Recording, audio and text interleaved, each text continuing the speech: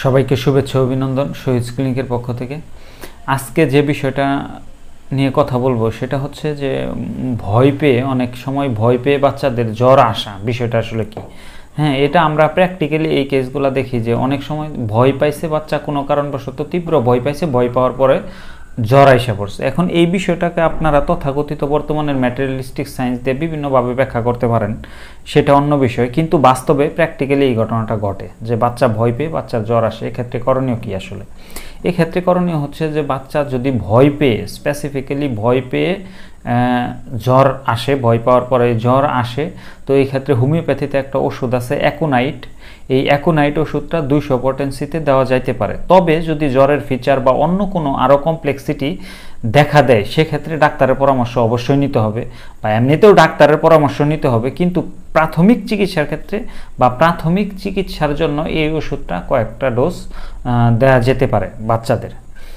মানে যদি স্পেসিফিক্যালি ভয় পাওয়ার কারণে, ভয় পাওয়ার থেকে জ্বর আসে, তাহলে অ্যাকোনাইট 200 কয়েকটা ডোজ দেওয়া যেতে পারে, এটা দেওয়া যেতে পারে।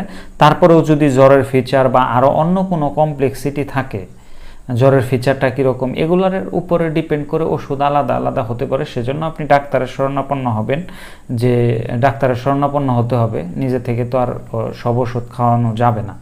তবে প্রাথমিকভাবে প্রাথমিক চিকিৎসা হিসেবে অ্যাকোনাইট 200 ওষুধটা খাওয়ানো যেতে পারে। এই বিষয়টা এই জন্য বললাম যে অনেক মায়েরা প্রশ্ন করেন যে আমার বাচ্চা ভয় পাওয়ার পরে জ্বর, এটা কি আসলে ট্রু কিনা, এই বিষয়টা সত্য কিনা, এরকম ঘটনা ঘটে কিনা যে ভয় পাওয়ার কারণে বাচ্চার জ্বর আসছে।